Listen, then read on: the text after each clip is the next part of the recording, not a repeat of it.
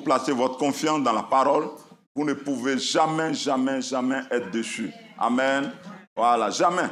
Pas plus tard que, je ne sais pas si c'est cette semaine, la semaine passée, c'est maman Marie-Jeanne qui m'appelait pour un frère qui commence la prière avec des cas. On lui a donné la parole de Dieu. Il a écouté la parole de Dieu. Il dit qu'il avait un mal dans son corps. Ça fait des années, ça est là. Et pendant qu'il prend la parole de Dieu, il s'en va se laver. À sa grande surprise, le mal a disparu. Est-ce que quelqu'un comprend quelque chose? Amen. Quelqu'un m'a compris. Donc le mal là, ce n'est pas seulement la maladie. S'il y a quelque chose qui ne va pas dans ta vie, une situation qui ne va pas dans ta vie, une situation avec laquelle tu n'es pas d'accord, tu peux utiliser la parole de Dieu. Tu ne vas pas regretter. Amen. Reste sur la parole. Amen. Quelqu'un m'a compris. Que Dieu soit béni. Alors, on va lire 2 Timothée 2. 2 Timothée 2, le verset 20 au verset 26.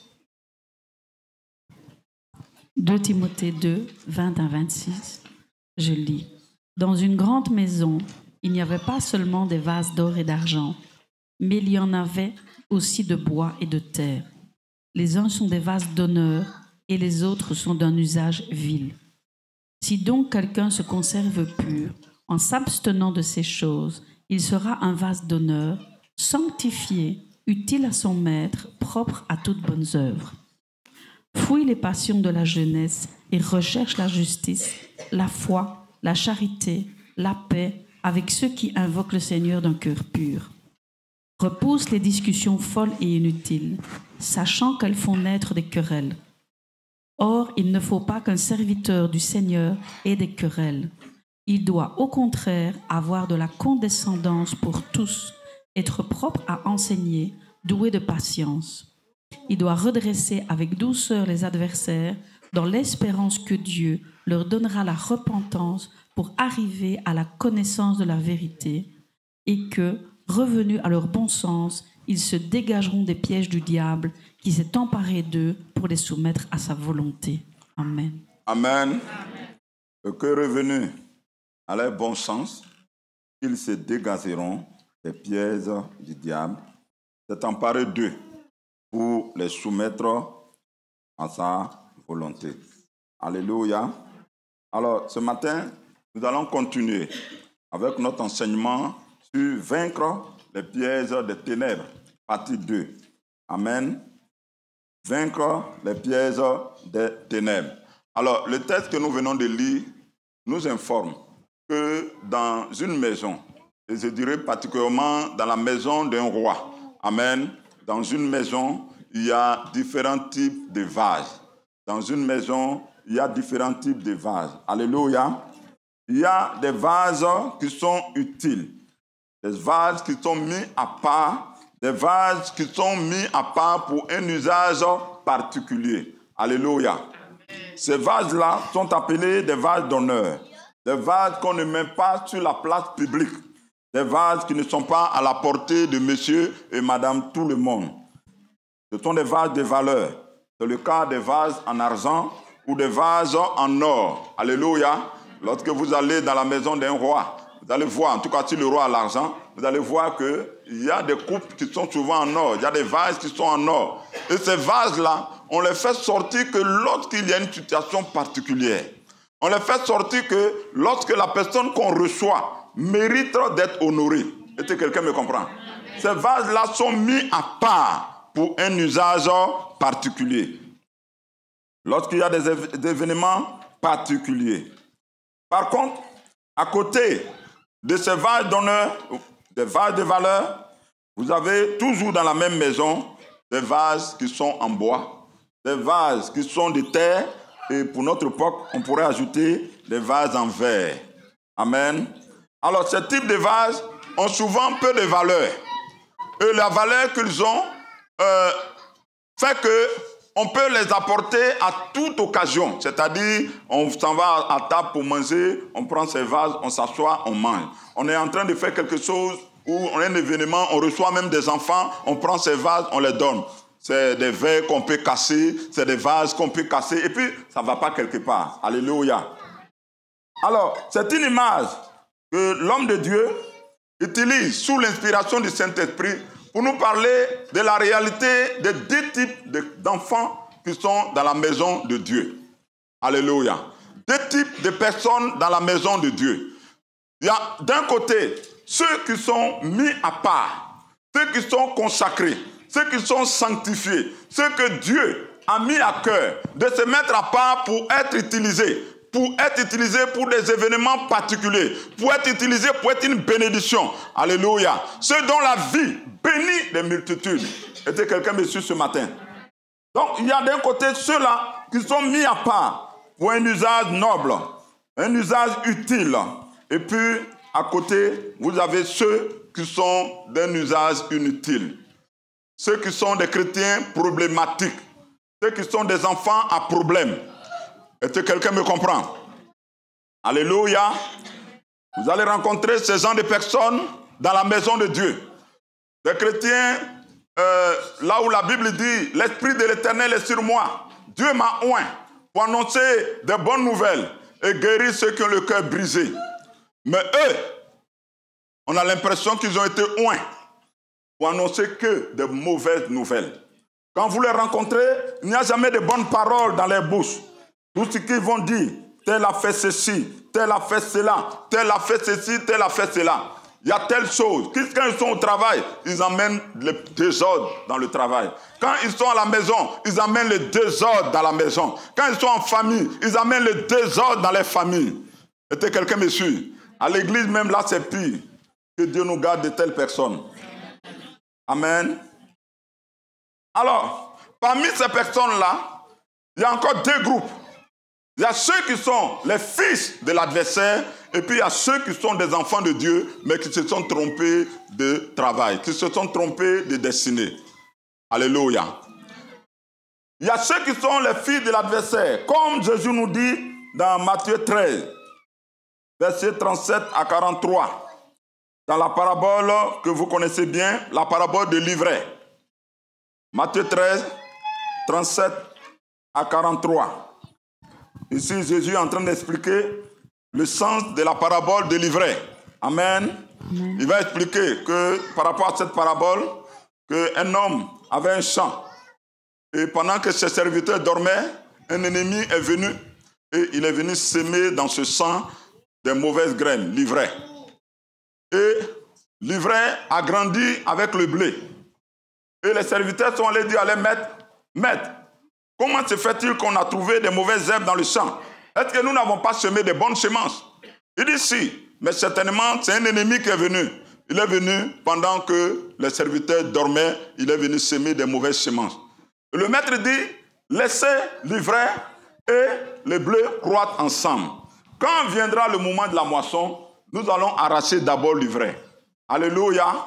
Et ensuite, on prendra le blé qu'on mettra dans le grenier. Et les disciples ont voulu comprendre le sens. Que signifie l'ivraie? Que signifie le blé? Et c'est Jésus qui donne la signification dans Matthieu 13, verset 37. Il répondit, « Celui qui sème la bonne semence, c'est le Fils de l'homme. Le champ, c'est le monde. La bonne semence, ce sont les fils du royaume. L'ivraie, ce sont les fils du malin. L'ennemi qu'il a semé, c'est le diable. La moisson, c'est la fin du monde. Les moissonneurs, ce sont les anges. Or, comme on arrache l'ivraie et qu'on la jette au feu, il en sera de même à la fin du monde. Le Fils de l'homme enverra ses anges qui arracheront de son royaume tous les scandales et ceux qui commettent l'iniquité. Et ils les jetteront dans la fournaise ardente où il y aura des pleurs et des grincements de dents. Alors les justes resplendiront comme le soleil dans le royaume de leur Père. Que celui qui a des oreilles pour entendre, entende. Amen. Que celui qui a des oreilles, que celui qui a des oreilles, est-ce que quelqu'un a des oreilles ce matin? Est-ce qu'il y a quelqu'un qui a des oreilles ce matin? Alors, qu'est-ce que le Seigneur dit? C'est pas compliqué, frère. Amen. Même par rapport au temps dans lequel nous sommes, si vous êtes un homme de prière, vous êtes une femme de prière, vous allez comprendre Quand on était dans le Covid, je vous ai dit qu'après la période de Covid, il va y avoir un temps d'accalmie. On est dans ce temps d'accalmie. Mais rassurez-vous, ce temps d'accalmie, ce n'est pas parce que tout est fini. C'est parce qu'il y a un travail que Dieu doit faire dans votre cœur. Il y a un travail que Dieu doit faire dans votre vie. Est-ce que quelqu'un me comprend? Donc si vous ne comprenez pas ce que Dieu est en train de faire, vous allez passer à côté. Amen. Alors, Jésus revient bientôt pour chercher son église. Il n'y a pas de débat là-dessus. Si tu ne crois pas à ça, en tout cas, je suis désolé pour toi. Amen. Je suis vraiment désolé. Si tu ne crois pas que le Seigneur revient chercher l'église, frère, tout ce qui a été dit comme prophétie est en train de s'accomplir en nos yeux. Est-ce que quelqu'un me comprend? C'est en train de s'accomplir devant nous, dans notre temps. Les choses sont en train de s'accélérer. C'est ça le vrai problème. Les choses s'accélèrent. Quelqu'un me suit? Les choses s'accélèrent. Je le répète et je le répète encore ce matin.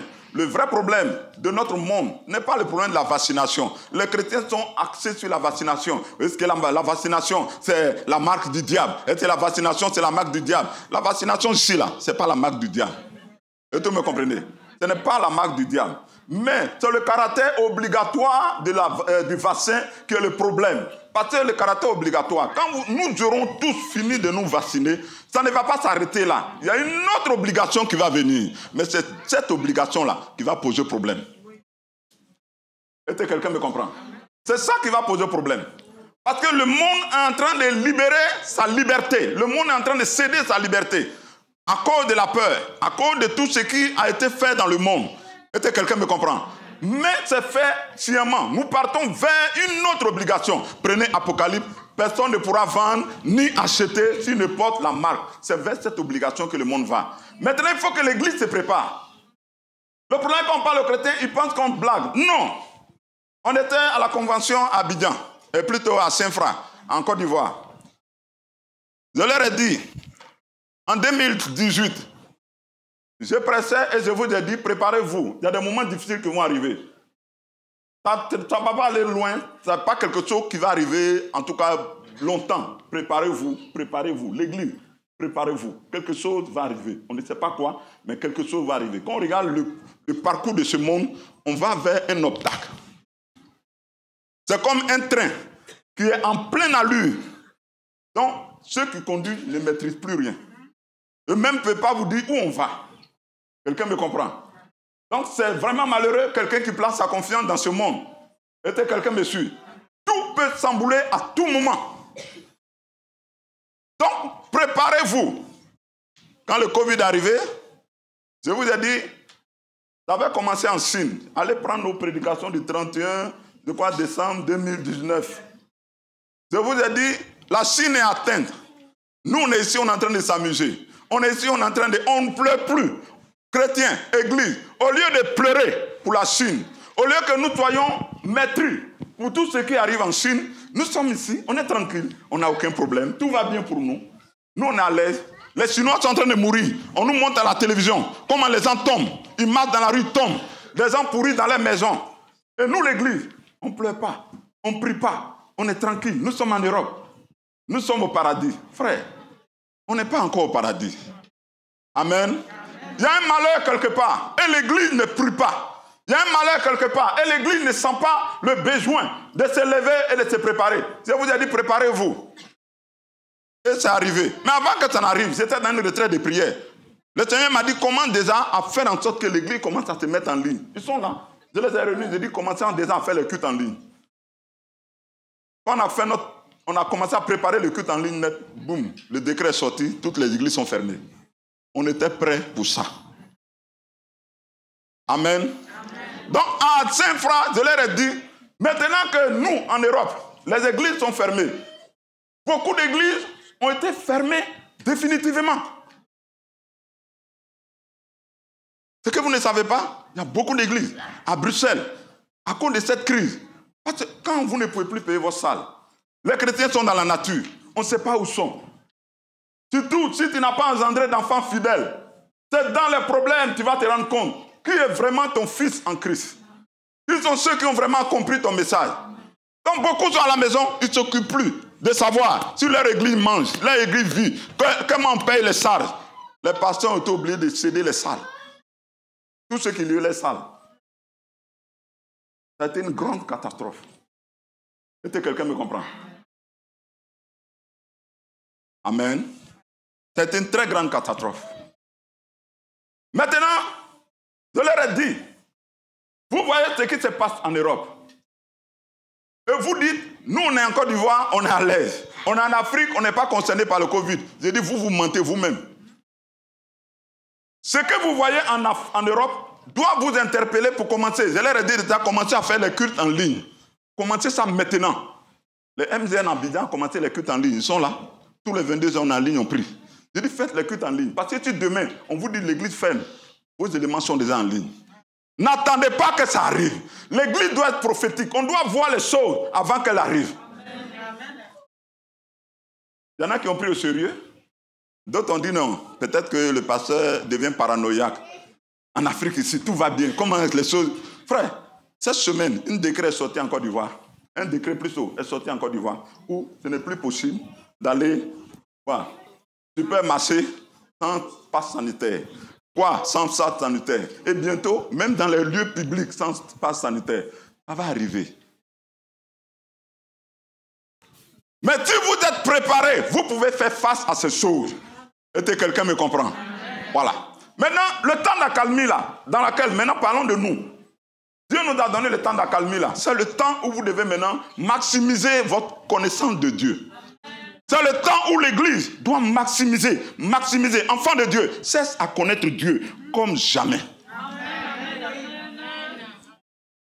Je ne sais pas combien de temps tu passes dans la présence de Dieu, mais c'est le temps de passer plus de temps dans sa présence. Cesse à le connaître. Parce que ce qui va arriver, ce n'est pas une affaire de soutien ensemble.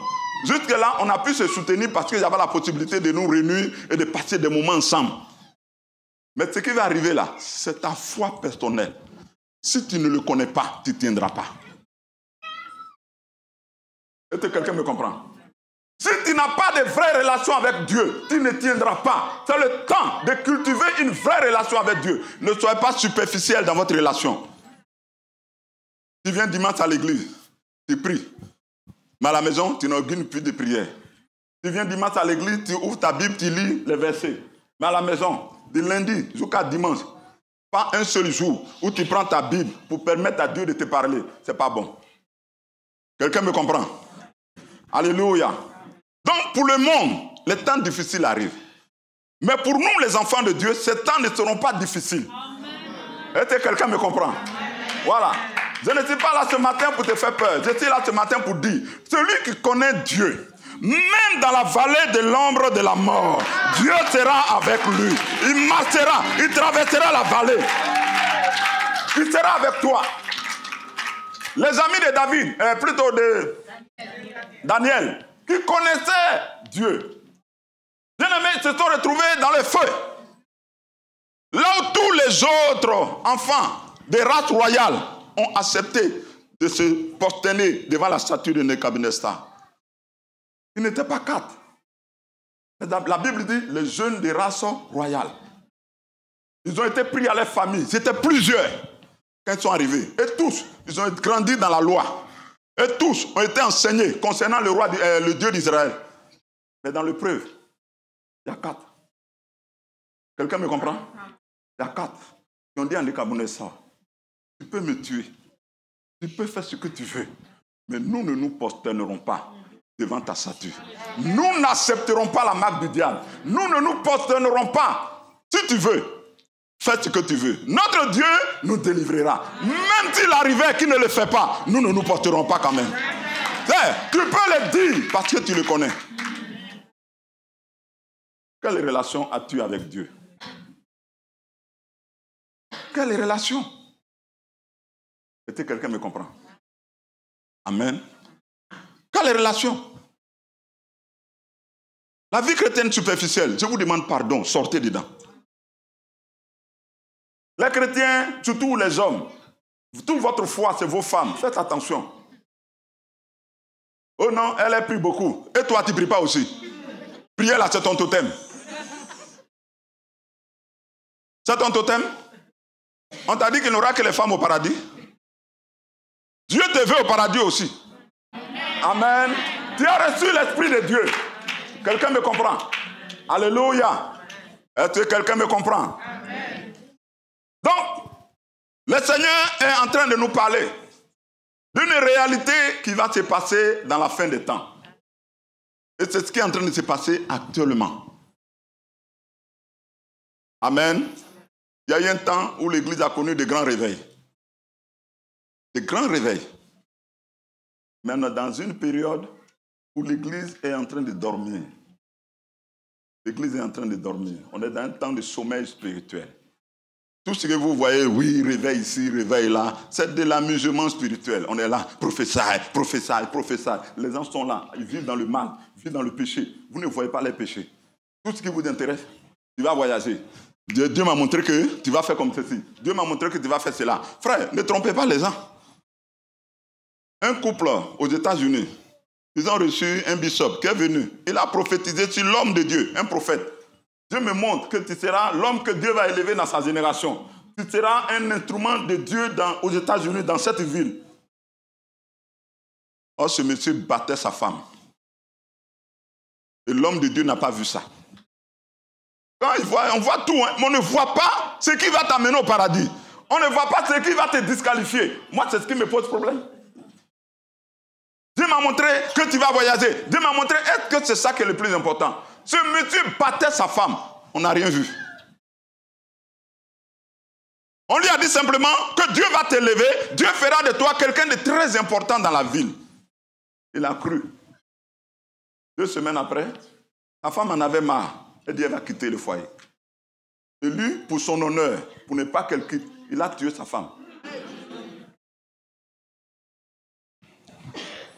Vous avez certainement entendu parler. Amen. Un drame. Un prophète avec une grande église qui a tué sa femme. Est-ce que quelqu'un me comprend? Tout ce qui est caché, Dieu va le révéler. Dieu va dévoiler le cœur. C'est dans ce temps qu'on est. Est-ce que quelqu'un me comprend? Donc pendant que l'église dormait, pendant que les enfants de Dieu dormaient, les ennemis sont venus semer des paroles, sont venus semer des choses, sont venus semer des activités, des doctrines qui n'ont rien à voir avec la parole de Dieu. L'ivraie a grandi, le blé aussi a grandi. Maintenant, le moment fut arrivé où c'est le temps de la moisson. Amen. Et quand le Seigneur arrive, il dit au verset 39, l'ennemi qu'il a semé, c'est le diable. La moisson, c'est la fin du monde. Les moissonneurs, ce sont les anges. Or, comme on arrache l'ivraie, qu'on la jette au feu, il en sera de même de la fin du monde. Le Fils de l'homme enverra ses anges qui arracheront de son royaume tous les scandales et ceux qui commettent l'iniquité. Alléluia. Il les arrachera et il les jettera dans la fournaise ardente où il y aura des pleurs et des grincements de dents. Alléluia. Donc c'est le temps dans lequel on est.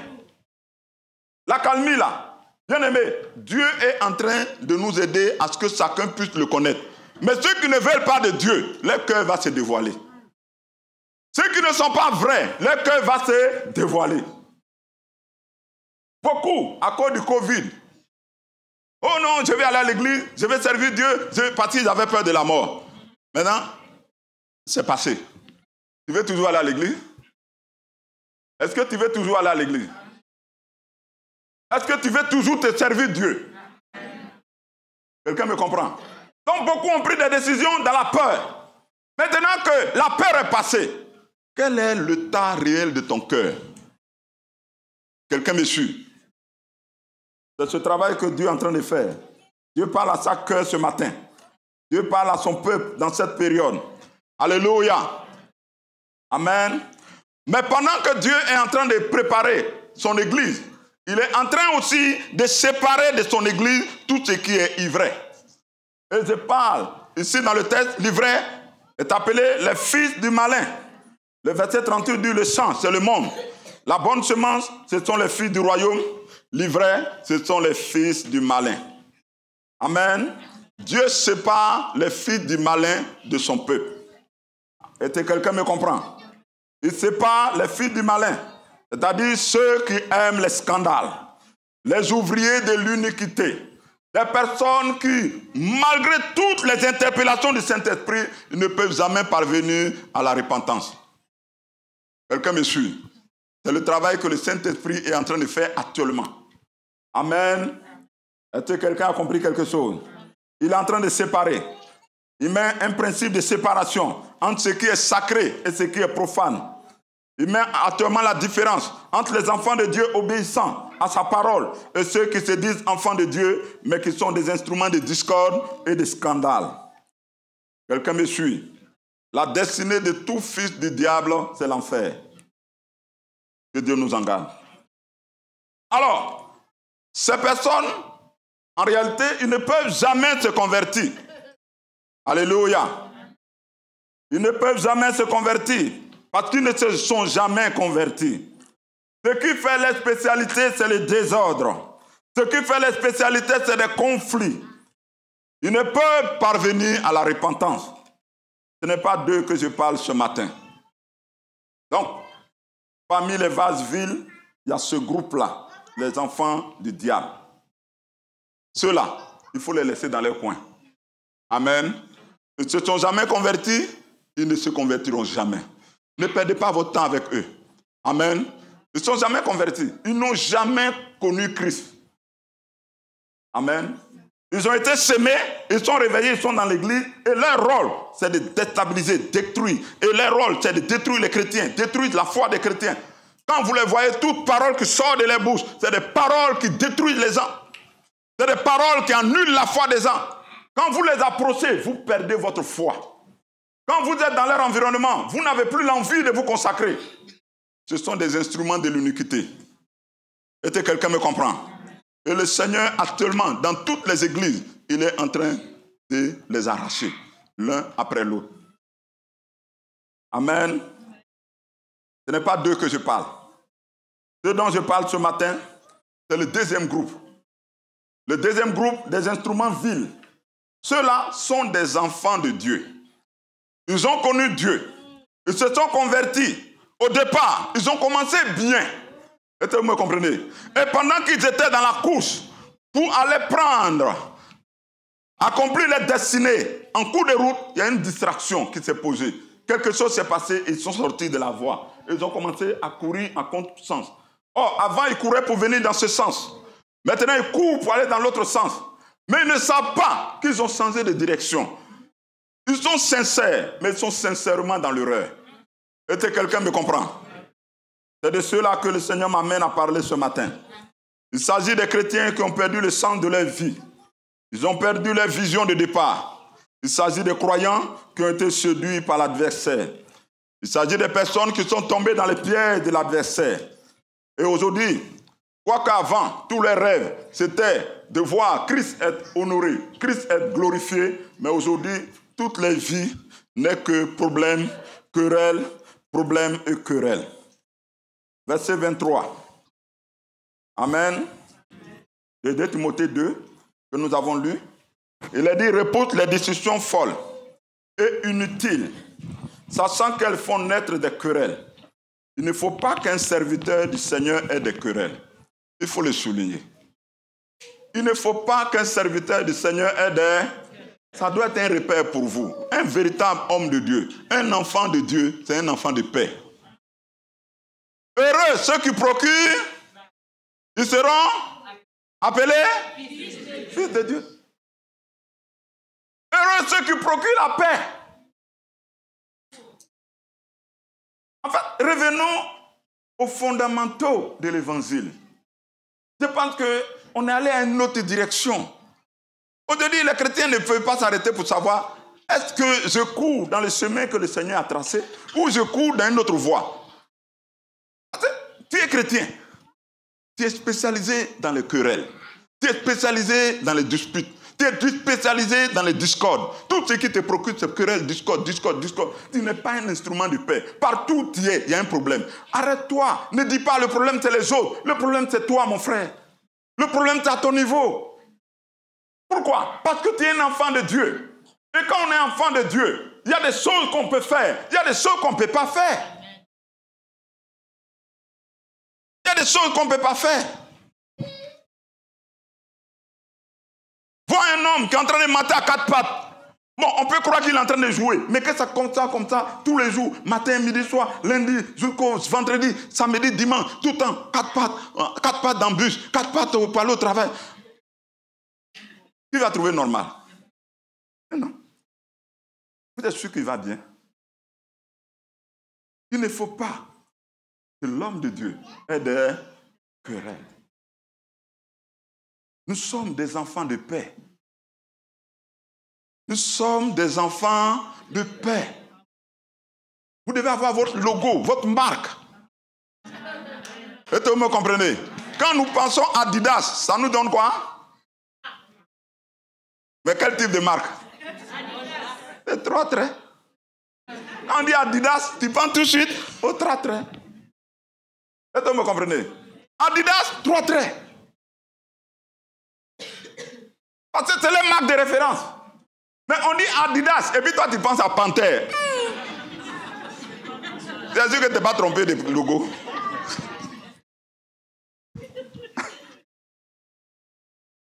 Amen. Adidas, ce n'est pas Panthère. Amen.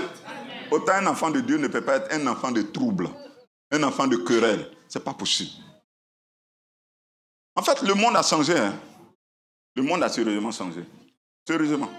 Je me souviens, quand je me convertissais, je me souviens que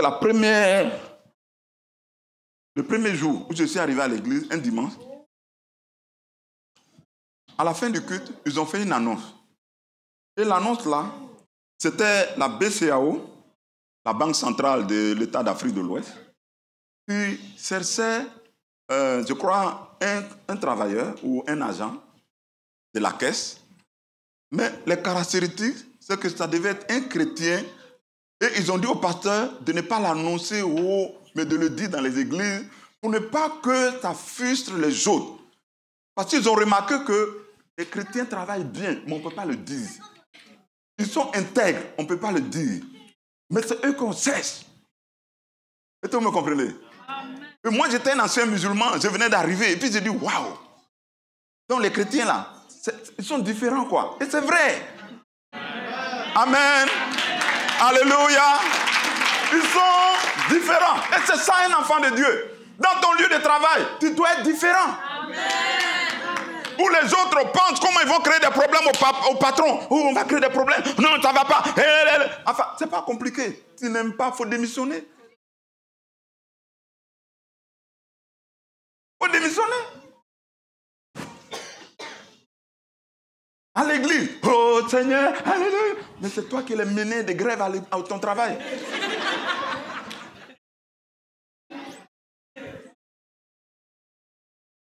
Chef rebelle, chef bandit. Ah! Chrétien. Amen. Avant, épouser une femme chrétienne. Oh non, tu es l'homme le plus heureux. L'homme est le chef de la famille. Quand tu rentres du travail, elle enlève tes chaussures, elle lave tes pieds. Elle te chouchoute.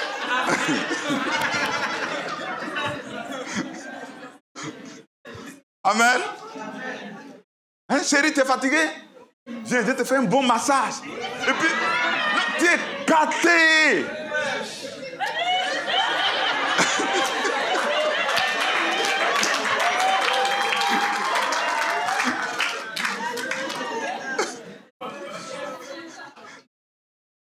Aujourd'hui. Hein? Déjà même tu es à la porte, on demande, tu es quitté où? Depuis on t'appelle, tu ne réponds pas. C'est que foutais ça. C'est-à-dire toi-même là, pour aller dans ta maison, même ton cœur bat comme ça. Tu ne sais même pas, qu'est-ce qui m'attend encore?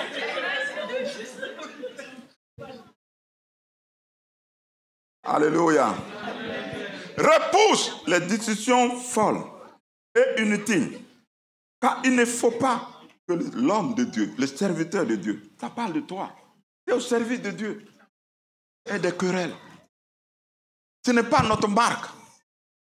Paul dit, si quelqu'un aime à se contester, qu'il conteste. Mais nous n'avons pas cette habitude dans la maison de Dieu. Non, ce n'est pas notre marque. Nous n'avons pas cette habitude. Est-ce que vous me comprenez? Nous n'avons pas cette habitude. Moi-même qui suis arrêté devant vous là, vous m'avez une voix venir m'asseoir pour dire oui, les gens disent ça, les gens disent des messages et tout. Non. La dernière fois que j'ai fait ça, je me souviens, j'étais un peu découragé. Je regrettais d'avoir vraiment abandonné mon poste de travail.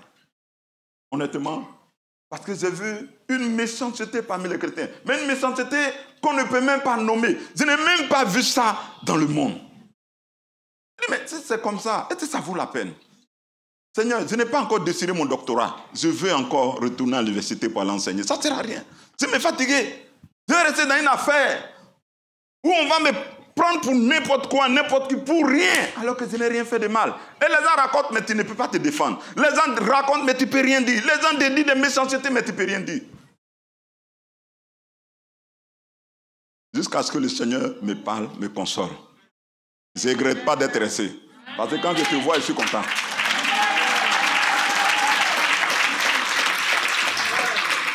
Amen. Les chrétiens de notre génération sont très méchants. Très méchants. On a une génération de chrétiens.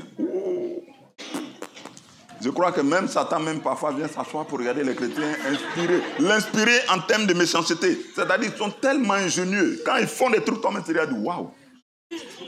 Même dans le règne des ténèbres, on n'a pas vu ça.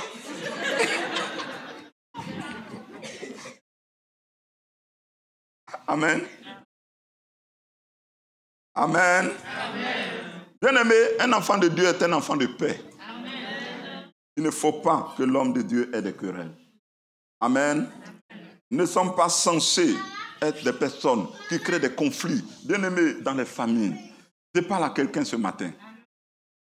Si tout ce que ta famille retient de toi, tu es un instrument à discorde. Parce que tu vas sur tel, tu racontes autre, tu vas sur l'autre, tu racontes ça, tu mets les familles en querelle, tu mets tes familles en querelle, tu mets tes parents en querelle.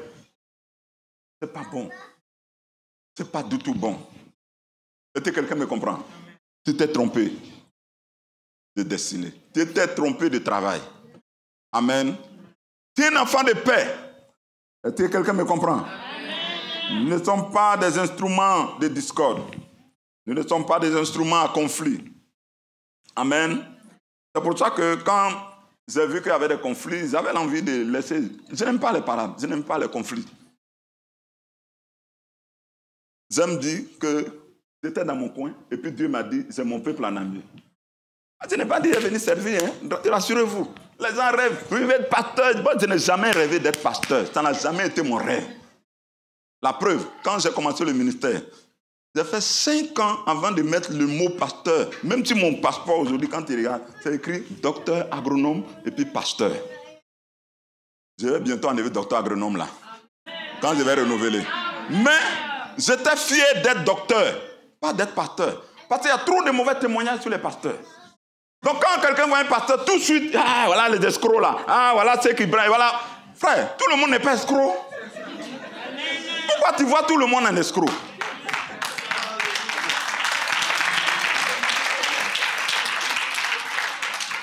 Vous pensez que nous, on est à l'aise avec ce qui se passe dans l'église? Comment les gens passent le temps? Tu veux devenir riche. Il faut des chrétiens. Organisez, faites l'argent, je vais devenir riche. On va vendre de l'huile. Ça là, quand tu prends, tu mets chez toi. Ça fait comme ça. C'est 500 €. Ça là, c'est 1000 €. Attends, pardon. Quand tu veux voler, dis à tes enfants, quand tu donnes l'argent. Ah. Amen. Donc, ce qui se passe là, nous-mêmes, on voit. Nous-mêmes, ça nous fait honte. Est-ce que vous me comprenez? Amen. Voilà. Un enfant de Dieu est un enfant de réconciliation. Vous devez être paisible. Ne soyez pas là pour avoir toujours le dernier mot. Là où il y a la querelle, quand vous parlez qu'on ne vous écoute pas, acceptez d'avoir tort, mais pourvu qu'il y ait la paix. Amen. Ah non, moi, il ne me connaît pas.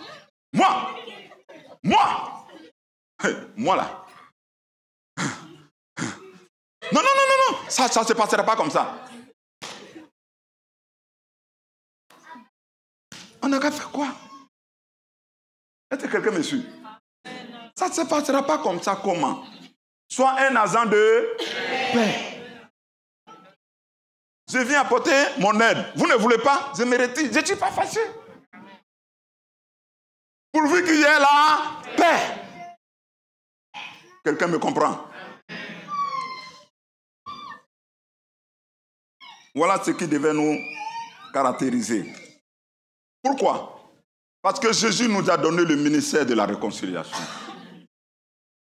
Il y avait quoi? Le ministère de la réconciliation. Nous avons le ministère de la réconciliation. Amen. Alors, c'est des chrétiens qui ont bien commencé, qui ont compris ce que c'est que la vie chrétienne. Que la vie chrétienne, c'est porter du fruit. On a vu ça dimanche passé. Que ce qui intéresse Dieu, c'est que ta vie porte du fruit. Et vous devez être capable de vous arrêter pour examiner vos fruits. Quels sont les fruits que je porte? En fait, les fruits sont les indicateurs de l'esprit qui vous anime. Est-ce que vous me comprenez? Ce sont les indicateurs de l'esprit qui agit en vous. À un moment donné, les disciples de Jésus, sur la colère, on dit à Jésus, mais écoute, ces gens de Samarie ne veulent pas que tu passes en Samarie. Non, nous on n'est pas d'accord. On n'est pas du tout d'accord. Or, donne-nous l'autorisation. Nous allons invoquer le feu. Le feu va descendre et le feu va les détruire. Jésus les a regardés et dit,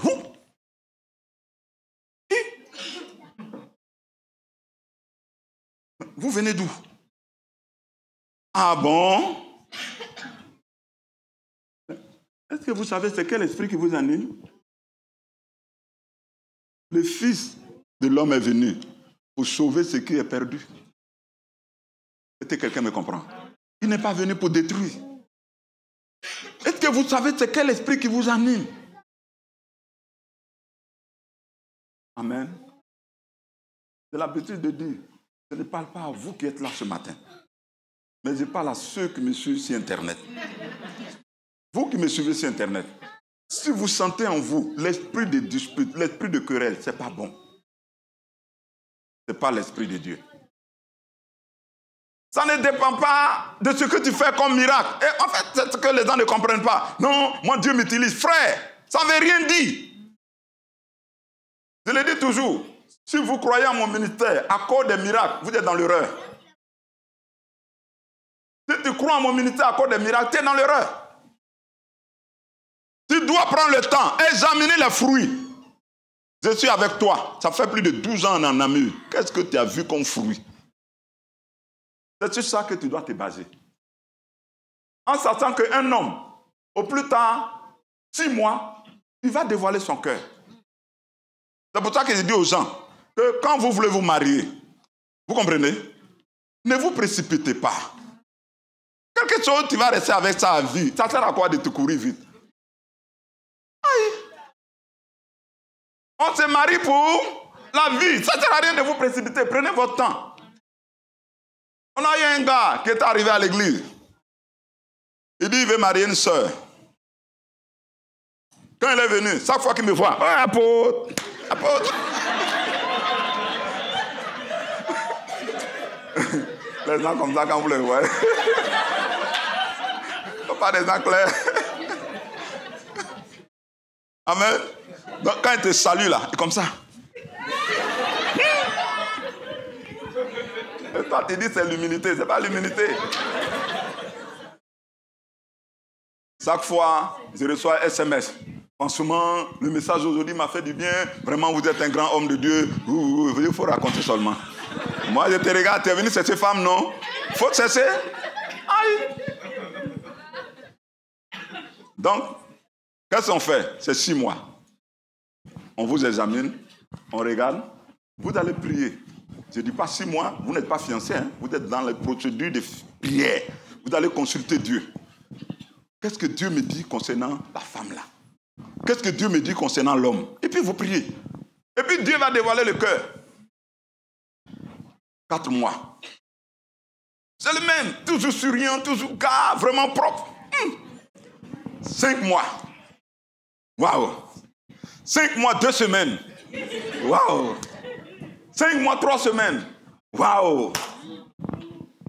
5 mois, 3 semaines, 2 jours.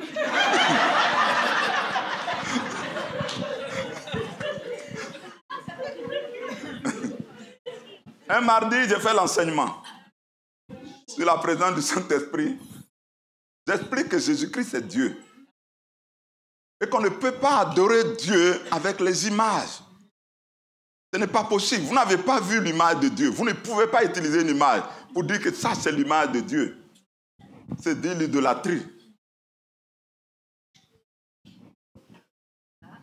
Je rentre à la maison. Lui, entre-temps, il y a une discussion qui éclate avec la sœur. Non, ce que l'apôtre dit, je ne suis pas d'accord. Voilà, William Branham, c'était le vrai prophète, c'était le seul vrai prophète. Après lui, il n'y a pas un autre prophète. Commence à raconter. Dans même votre apôtre, la même. C'est un faux apôtre. Il dit, waouh. 4 mois, quoi 5 mois 3 jours. C'est Branham qui est le vrai apôtre. C'est le Branham qui est le vrai. C'est Branham. C'est un prédicateur branhamiste qui s'est infiltré dans une peau de brebis, qui est venu s'asseoir. J'imagine, il a dû souffrir pendant 5 mois en train de supporter un message qui n'aime pas. Et le cœur s'est dévoilé. Vous pressez. Ici, là. Dans l'église, là. Il ne faut pas te presser.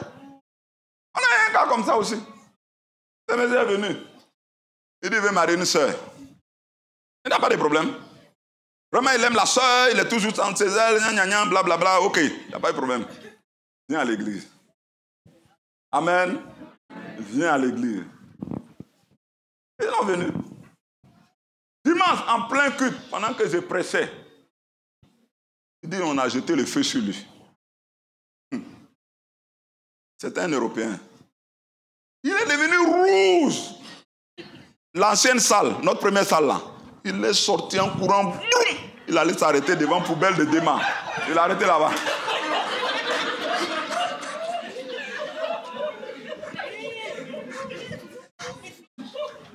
Les gens de là, ils sont allés le voir. On dit, mais il y a quoi?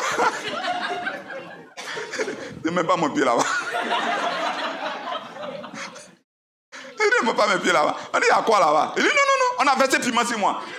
Il a versé piment. Et tu vois, le gars est rouge. Il dit, mais t'as quel problème? Et maintenant, son cœur se dévoile. Non, lui, il est venu pour aider la sœur parce qu'elle a un héritage. Lui veut prendre l'héritage.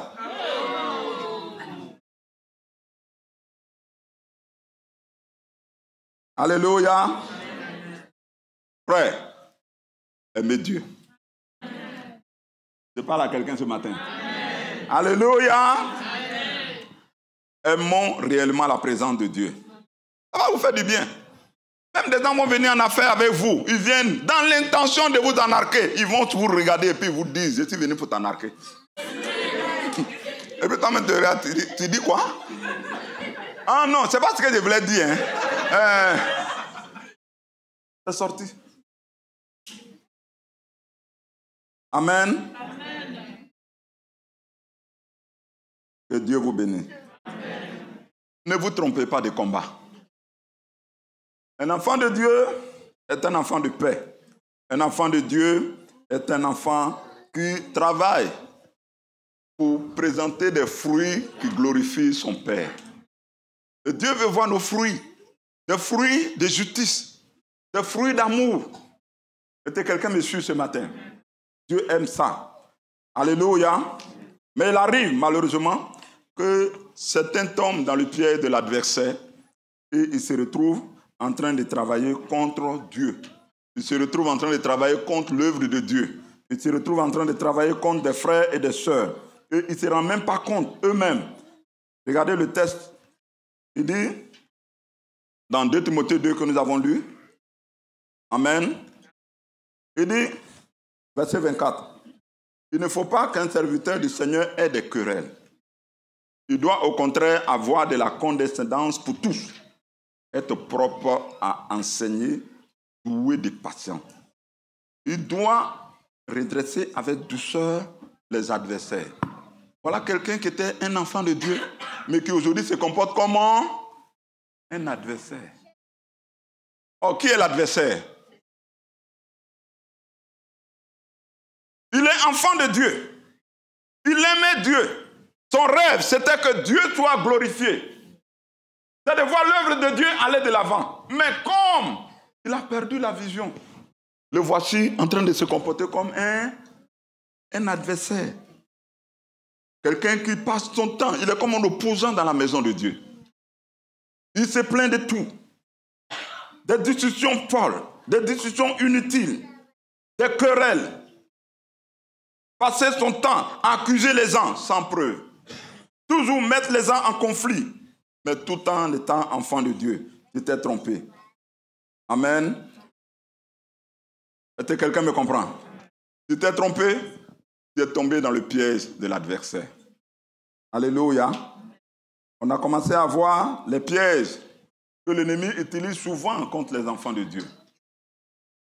Je vous ai dit, ce sont des petits pièges. Les pièges qu'on appelle les petits renards. C'est des petits pièges. Quand c'est des gros pièges, on voit. Amen. Voilà. Quand c'est des gros pièges, on voit. Et ces pièges-là, souvent, c'est des péchés. Mais que d'autres vont qualifier de petits péchés, mais souvent dangereux. Dans des Cantiques, le verset 2 à 15 que nous avons vu la semaine passée, il est dit, prenez-nous les renards, les petits renards qui ravagent les vignes, car nos vignes sont en fleurs. Les petits renards ravagent les vignes en fleurs. Les petits renards, ce sont les petits péchés. Ça ressemble à rien, mais ça fait de grands dégâts. Est-ce que quelqu'un me comprend? Faisons attention et ne perdons pas le fruit de notre travail à cause des œuvres des ténèbres. Vous savez, nous sommes dans un temps où Dieu veut nous faire briller davantage. Église de Dieu, comprenez-le, vous devez briller. Pourquoi? Parce que les ténèbres ne font que grandir dans le monde. Le monde ne fait que s'enfoncer. Et comme le monde est de plus en plus ténébreux, la lumière des enfants de Dieu doit de plus en plus briller. Amen. Nous devons briller en qualité pour que ceux qui sont dans les ténèbres puissent avoir une référence et sortir de là. Amen. Mais il arrive que par inattention, les enfants de Dieu laissent les petits renards ternir les lumières, détruire les fruits, des petits pièges, des péchés insignifiants. Faisons attention. Et nous avons commencé à voir quelques petits pièges que l'ennemi utilise. On a vu ensemble, le premier, c'est le péché de la langue. Vous savez, un enfant de Dieu qui n'a pas la victoire sur la langue, sans le savoir, il se souille lui-même. Il se souille. Quand il bavarde beaucoup, tu te souilles. La Bible dit ce qui souille l'homme, ce n'est pas ce qui entre, mais c'est ce qui sort. Amen. Faites attention à vos paroles et dominez le péché de la langue. Nous avons également vu un autre type de péché qui fatigue les enfants de Dieu, qui fait que le fruit qui est dans leur vie ne demeure pas. C'est le péché de la rancune. La rancune, le manque de pardon. Bien-aimés, si vous êtes le genre de chrétien qui gardez facilement rancune, ce n'est pas bon. Ça peut détruire vos fruits. Alléluia. Ça peut vous piéger. Faites attention. Troisième chose que nous avons vue, c'est l'orgueil. Nous avons dit ensemble que lorsque la chute doit arriver dans la vie d'un enfant de Dieu, eh bien, la chute commence par l'orgueil. Lorsque Satan réussit à mettre l'orgueil dans votre cœur, c'est que votre chute n'est pas loin. Et souvent, cet orgueil est accompagné du manque de reconnaissance. Vous allez voir des chrétiens qui sont tellement imbus d'eux-mêmes.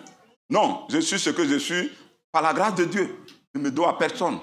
J'ai travaillé moi-même. Je me suis battu. Voilà, c'est moi. Je me suis construit. Si ta maman t'avait avorté, tu serais là où tu es. Si tu ne t'avais pas élevé, tes parents ne t'avaient pas élevé, tu serais là où tu es. Ingrat. Pas toi, celui qui est en ligne. Amen. Non, je me suis fait moi-même. Je ne me dois à personne.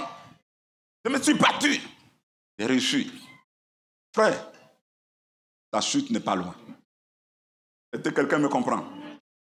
Quand la chute de quelqu'un commence, l'orgueil vient dans son cœur. Alors, autre chose qui est aussi courant parmi les enfants de Dieu et qui les disqualifie quand il s'agit d'entrer dans leur destinée que Dieu a prévue pour eux. Ils commencent bien, mais ils terminent mal. C'est l'infidélité ou la déloyauté. Dis avec moi, l'infidélité ou la déloyauté. Proverbe 20, versets 6 à 7. Il est dit, beaucoup de gens proclament leur bonté, mais un homme fidèle, qui le trouvera? Le juste marche dans son intégrité, heureux ses enfants après lui. Amen. Lorsque vous êtes intègre, bien-aimés, rassurez-vous, vous allez rentrer dans le plan de Dieu pour votre vie. Non seulement vous, vous allez rentrer, mais vos enfants aussi. Amen. Alléluia. L'intégrité, la loyauté, la fidélité a une conséquence sur votre destinée et également sur votre postérité. Amen. Des gens bons, on en trouve. Des gens loyaux, des personnes loyales. Alléluia. Des personnes fidèles, on en cherche. Alléluia. Peu importe ce que tu as comme don, peu importe ce que tu as comme aptitude, peu importe ce que tu as comme capacité, bien-aimé, si tu n'es pas fidèle, tu ne termineras pas ta vie dans le plan que Dieu a établi pour toi. Est-ce que quelqu'un me comprend? Amen. Les hommes fidèles dans notre génération sont très rares. Amen. Dans notre génération, sont très rares. Les hommes fidèles. Amen. Donc quand je parle de la fidélité, c'est à tous les niveaux. Fidélité envers ton homme, fidélité avec ta femme, fidélité au travail, fidélité envers ton patron, fidélité dans l'église, fidélité dans tes relations. Tu es un homme, quand tu es dans une relation, tu n'es pas dans la relation par intérêt, tu es dans la relation parce que tu es vrai. Quand tu ne veux pas une relation, tu n'es pas dedans. Voilà. Mais les relations des hommes qui sont très opportunistes, quand ils voient une relation, oh non, brrr, ils sont là-bas. Quand ça, c'est leur intérêt, ça les intéresse. Et puis quand aujourd'hui ils voient qu'ils n'ont plus rien avec toi, brrr, ils sont ailleurs. Moi, oui, ça m'intéresse. Là, brrr, ils sont là. Quand ils font ça, le temps qu'ils font le tour, ils ont raté leur destinée. Alléluia. La Bible est remplie de personnes qui avaient une grande destinée. Des personnes qui devaient, en tout cas qui ont bien commencé, mais malheureusement qui ont eu une fin tragique à cause de leur infidélité. Il n'y a pas d'avenir dans l'infidélité. Amen. Est-ce que quelqu'un me comprend? Il n'y a pas d'avenir. Ne vous blaguez pas. Il n'y a même pas du tout d'avenir dans l'infidélité.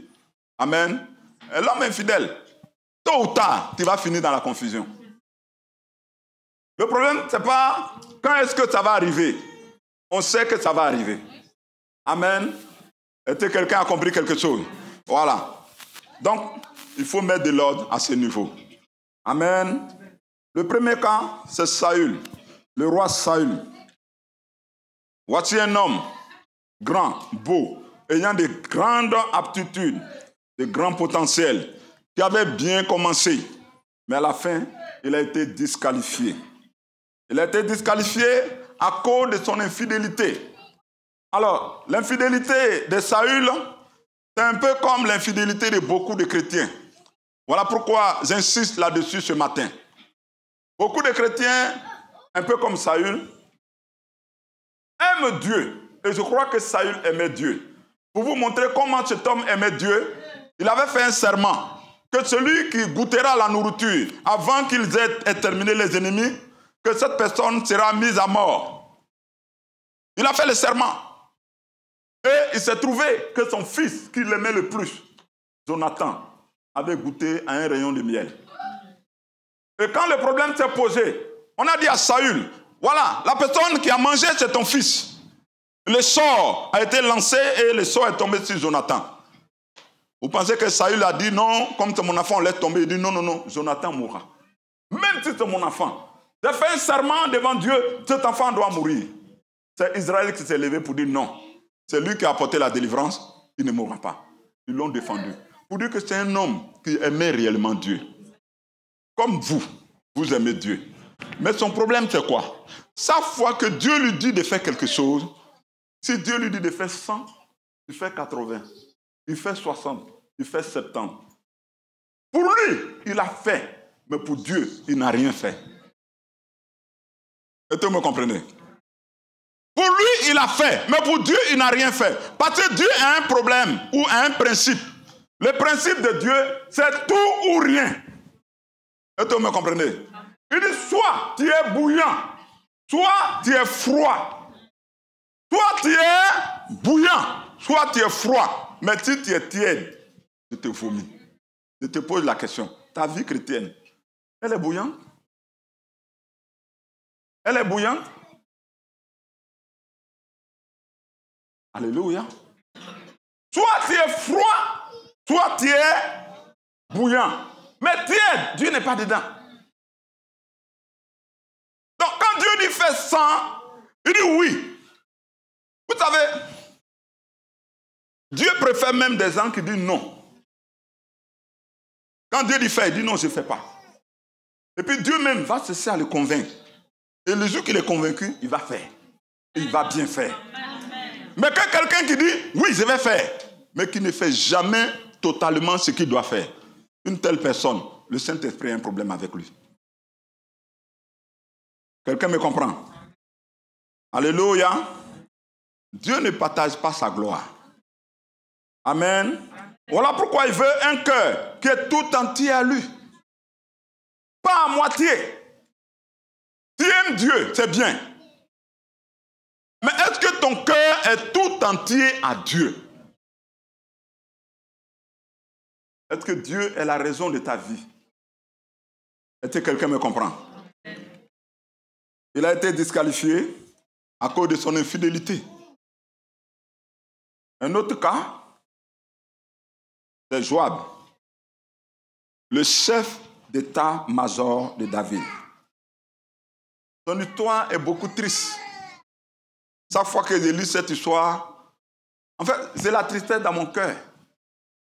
Vous voyez, voilà quelqu'un qui a souffert avec David.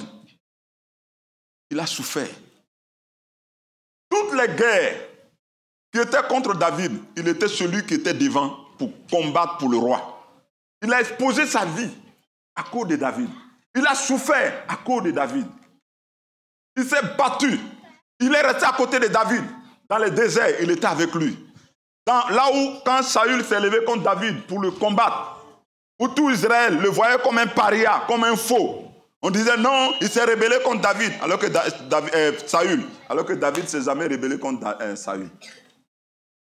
David a voulu rester auprès de Saül pour le servir, mais Saül était jaloux de David. C'est Saül qui a chassé David. Il a chassé David. Et puis il dit non, David s'est rébellé contre lui. Et c'est ce qu'Israël avait retenu. Mais même dans ce temps de disgrâce, Joab était à côté de David. Il a défendu. Il a pris des risques. Jusqu'à ce que David arrive au trône. David a été honoré. Les vaillants hommes de David ont été honorés. Mais son chef d'état-major est mort dans la confusion. Il est mort dans la honte. Comment expliquer ça?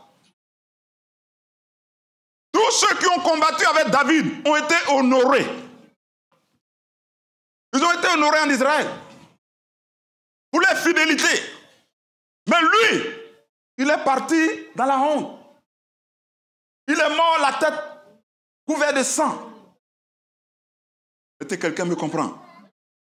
Quel était son problème? Bien-aimé, je crois que cet homme était destiné à être un héros en Israël. Il devait être honoré comme David, comme les autres, comme tous ceux qu'on appelait les vaillants hommes de David. Mais ce qui lui est arrivé, c'est qu'à un moment donné, il a commencé à être infidèle. Pas le genre d'infidélité qu'on a parce qu'on veut être infidèle. Mais je crois qu'il est tombé dans un piège. Ce piège, c'est qu'il voulait tellement le bien de David qu'il prenait des décisions à la place de David. Est-ce que quelqu'un me comprend? C'est-à-dire, il veut tellement le bien de David qu'il prenait des décisions.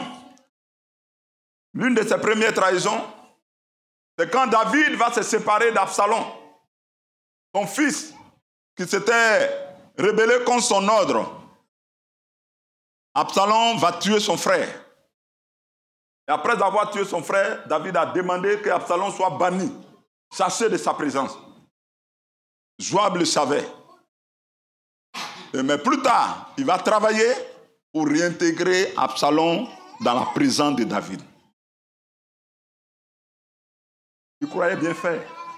Est-ce que c'est mauvais de travailler pour qu'un père et son fils soient réunis? Non, il croyait bien faire. Il croyait que c'était pour rendre service à David.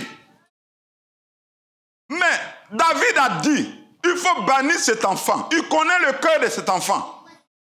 Il sait que cet enfant-là ne peut jamais changer. C'est un homme de Dieu. Alléluia. C'est un homme de Dieu. Il y a des gens, quand vous les regardez, c'est ça que quand vous critiquez les hommes de Dieu, je suis désolé pour vous. Il y a des gens là, c'est pas qu'on ne peut pas les pardonner. Il y a des gens qui ils ont fait les trucs, quand ils sont revenus, ils disent bon, oui, je demande pardon, ils disent reste. Mais des gens, quand ils disent je demande pardon, ils disent oui, j'accepte ton pardon. Mais je ne peux plus te garder ici. J'accepte ton pardon, mais je ne peux pas te garder. Alors on va dire non, il est méchant. Non. Moi-même, je suis prêt à aller chercher une assemblée pour toi. Une église où tu vas te sentir à l'aise. Mais je ne peux pas t'accepter ici. Parce que ça dépend du degré de gravité. Et surtout, si l'esprit qui est en toi, Dieu me dit que l'esprit là ne va pas partir, je ne prends pas le risque. Amen. Donc David a éloigné Absalom. Mais Joab est allé prendre Absalom, croyant réconcilier le père et le fils. Le fils est venu dans la présence du père. Il a fait un coup d'état. Il a fait un coup d'état. David s'est retrouvé dans le désert, dans la fuite. Il y a eu maintenant la guerre entre l'armée d'Absalom et l'armée de David. Avant que Joab, le chef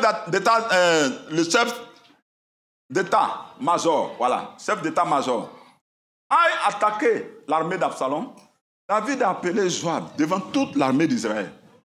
Il dit, faites doucement avec le petit. Allez-y doucement avec lui. Épargnez sa vie. Joab a entendu.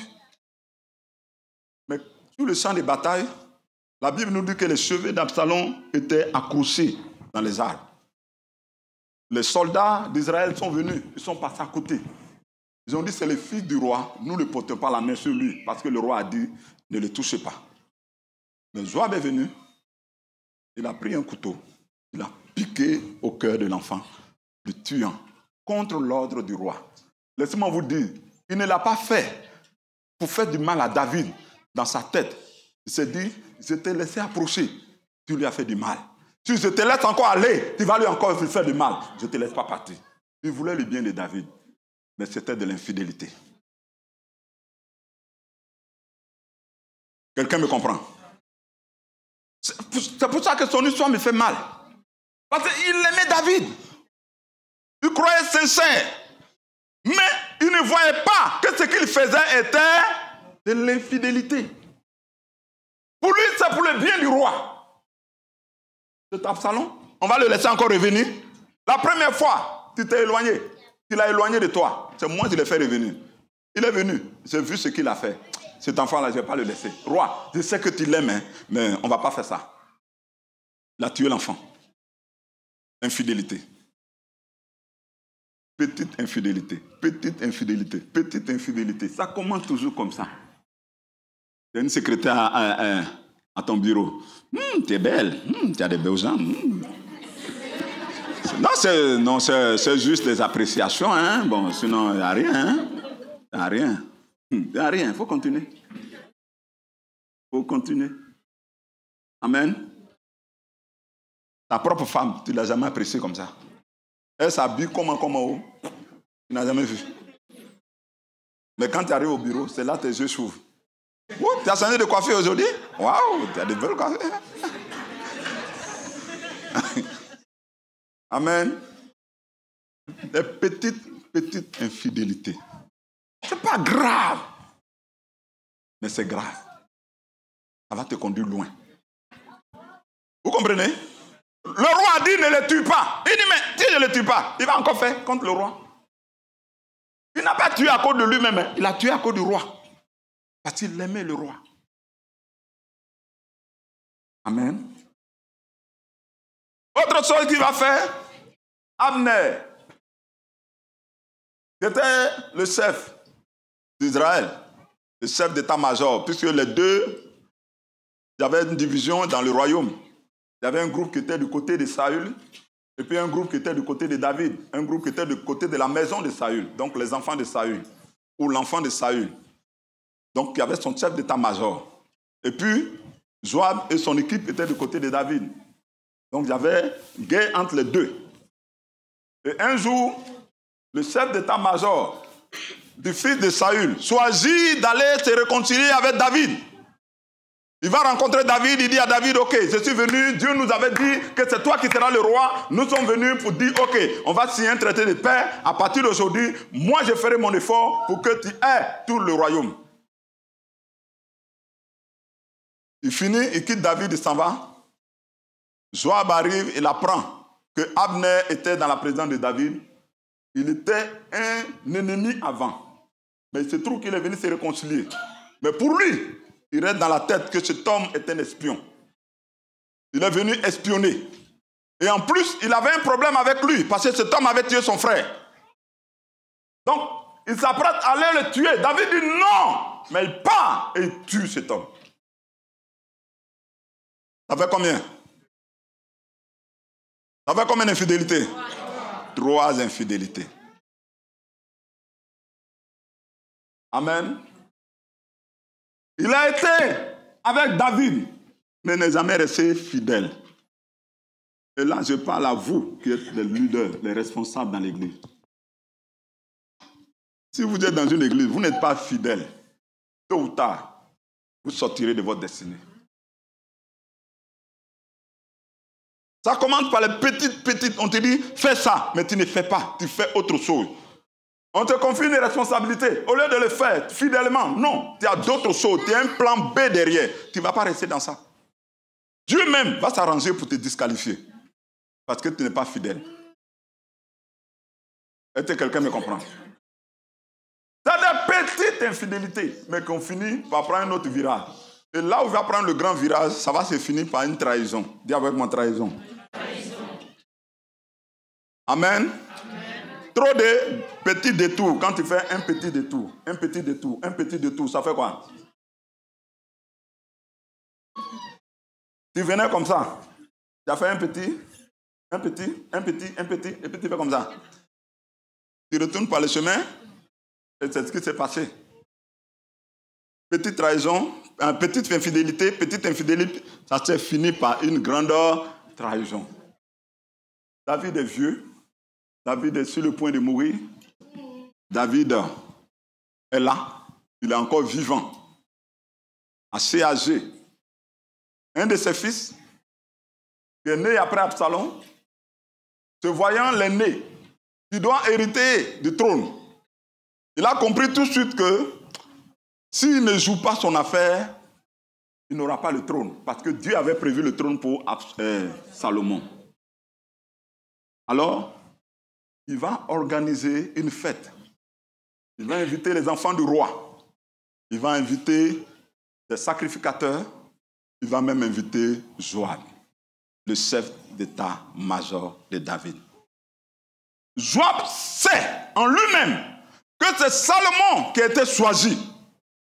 Mais encore une fois, il se dit le roi est vieux. Son discernement n'est pas exercé. Il ne sait pas que Salomon est trop petit, que c'est logiquement Adonijah qui doit hériter. Il prend parti pour Adonijah. C'était une grosse trahison. La finalité, c'est la mort. Est-ce que quelqu'un me comprend? Cet homme est mort dans la confusion. Cet homme est mort loin du plan de Dieu. Le plan de Dieu pour sa vie, c'était les honneurs. Le plan de Dieu pour sa vie, c'était que cet homme soit élevé. soit honoré. Mais il était infidèle, très infidèle. Que cela ne soit pas ton cas. Alléluia. Beaucoup d'hommes proclament leur bonté, mais un homme fidèle, qui le trouvera? Je suis là ce matin pour te dire, Dieu cherche des hommes fidèles. Alléluia.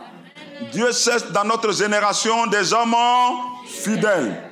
Des hommes qui portent la marque de la fidélité et de la loyauté. Des hommes que lui, Dieu, est prêt à élever. Les hommes que lui, Dieu, veut distinguer. Les hommes que lui, Dieu, veut relever. Révéler au monde. Alléluia. Et j'ai béni Dieu parce que tu en fais partie. Amen. Alléluia. Dans 2 Chroniques 5, verset 16 à 9. 2 Chroniques 5, verset 16 à 9. Il est dit, car l'Éternel étend ses regards sur toute la terre pour soutenir tous ceux dont le cœur est tout entier à lui. Tu as agi en insensé dans cette affaire, car dès à présent, tu auras des guerres. L'Éternel étend ses yeux sur toute la terre.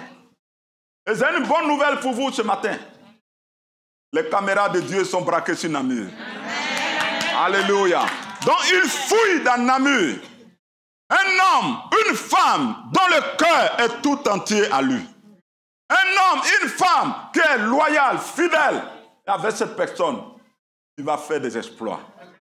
Alléluia. Beaucoup d'âmes sont en train de se perdre. Beaucoup d'âmes sont en train de s'éloigner. Beaucoup d'âmes sont en train de souffrir. Mais c'est vous que Dieu veut utiliser pour faire des solutions. Des solutions pour toutes ces personnes qui pleurent, pour toutes ces personnes qui souffrent. Alléluia. Dieu cherche un homme.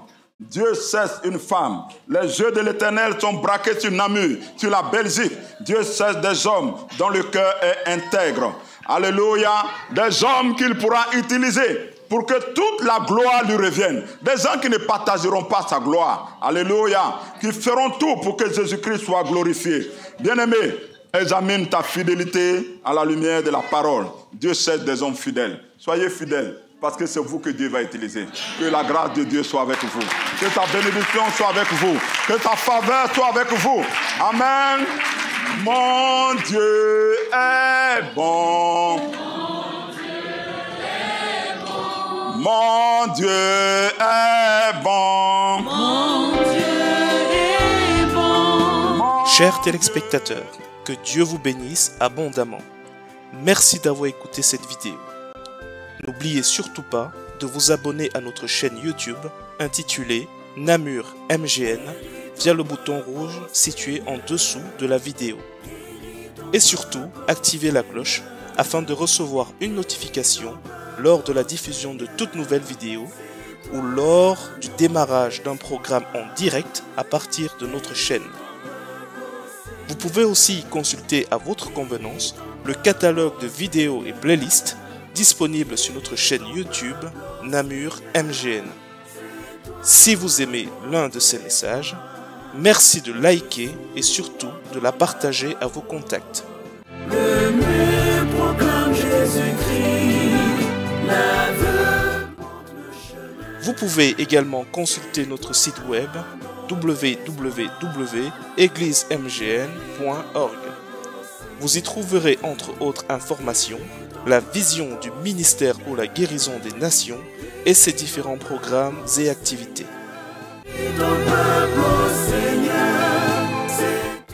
Pour nous contacter, vous pouvez nous joindre au téléphone au 0032 486 27 10 62 ou par mail à l'adresse mgnmaranatha@yahoo.fr.